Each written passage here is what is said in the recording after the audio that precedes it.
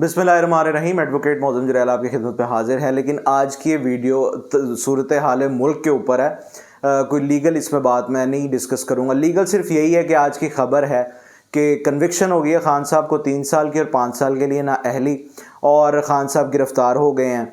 और मुल्क की जो तकदीर है आगे इलेक्शंस के बाद देखा जाएगा कि वो किस रुख ऊँट किस करवट बैठता है। तो मैं ज़िमनन ये बात मेरे जहन में आई, मुझे लगा मुझे आपके साथ डिस्कस करनी चाहिए। मैं आज इस फैसले को की ख़बर सुनने से पहले सुबह एक किताब पढ़ा था, जो किताब है भुट्टो साहब की लिखी हुई, इफ़ आई एम असैसिनेटेड। उसका उर्दू तर्जुमा है मेरे पास, अगर मुझे कत्ल कर दिया गया। ये बड़ी मज़ेदार और बड़ी हकीकत पसंदाना और तारीख़ी तौर पर बड़ी इम्पॉर्टेंट किताब है। इस किताब के अंदर वो एक वाक़या ज़िक्र करते हैं, एक तहरीर लिखते हैं जिसको मुझे पढ़कर बहुत मज़ा आया। और बतौर स्टूडेंट ऑफ हिस्ट्री और आप बतौर सामीन और नाजरीन, मुझे लगता है कि आपके साथ डिस्कस करना चाहिए। तो बात है 1965 की, जब पाकिस्तान और इंडिया की वॉर हो रही थी। उस वक्त जो भुट्टो साहब थे वो वज़ीर ख़ारजा थे। वो अपने अयूब खान साहब के साथ उस कमरे में मौजूद थे और कुछ डिस्कशन चल गई इंटेलिजेंस रिपोर्ट्स के ऊपर। अब इंटेल रिपोर्ट्स थी वो जो इंडिया की आर्मर्ड डिवीजन थी उसके मुतालिक थी कि उसकी एग्जैक्ट लोकेशन कहाँ है और ये नकलो हरकत कैसे हो रही है। तो इसके ऊपर रियाज हुसैन शाह साहब ब्रिगेडियर थे, वो डीजी थे इंटर सर्विसेज के, उनको तलब किया गया और उनसे जब पूछा गया तो वो खामोश रहे। इस पर भुट्टो साहब ने एक जुमला कसा कि क्या आर्मर्ड डिवीजन इंडिया की जो है वो कोई सुई है जो भूसे में गुम हो गई है जो तुम्हें मिल नहीं रही। इस पर अयूब खान साहब ने एक और जुमला कसा कि नहीं, वो सुई नहीं है जो भूसे में गुमी है, वो एक अफरीत है, यानी जिन है।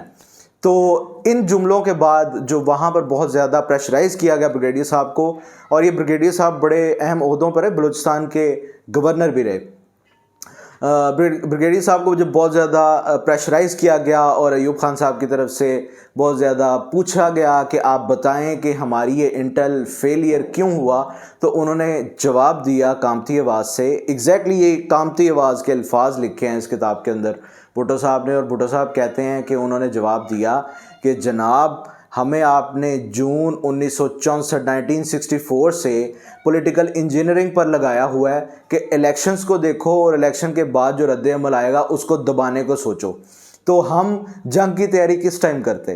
तो ये ज़िमनन मुझे ये वाक़या और तहरीर मेरी नज़रों से गुजरी, मुझे लगा कि एज ए जोक भी आपके साथ डिस्कस करनी चाहिए, आपको सुनाना चाहिए कि जब मुल्क के अंदर हालात ये हों कि पॉलिटिक्स के अंदर बहुत ज़्यादा इंडल्ज हों एजेंसीज़, और जो कि उनका काम नहीं है, और बॉर्डर को बस अल्लाह के आसरे पर छोड़ा जाए और हमारी इंटेलिजेंस फेलियर हो रही हो बाहर की निस्बत, तो मेरा ख़्याल है कि अगर अभी भी ऐसे हालात हैं कि अगर पाकिस्तान के ऊपर हमला हो जाता है तो हमारी इंटेलिजेंस इस काबिल नहीं होगी कि बाहर की ख़बरें जो है वो अप टू डेट रख सके।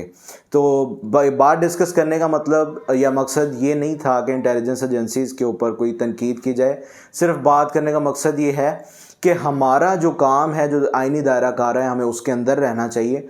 और हमें इसके साथ साथ जो आप एक एक्स्ट्रा ड्यूटी अभी कर रहे हैं मुल्क के अंदर पॉलिटिकल इंजीनियरिंग के, उसके साथ साथ जो आपकी असल ड्यूटी है उसकी तरफ भी ध्यान देना चाहिए। वरना फिर वही होगा, आपको जब इंडिया हमला करेगा तो अयूब खान के दौर की तरह 65 की तरह आर्मर्ड डिवीजन नहीं मिलेगी इंडिया की। बहुत शुक्रिया।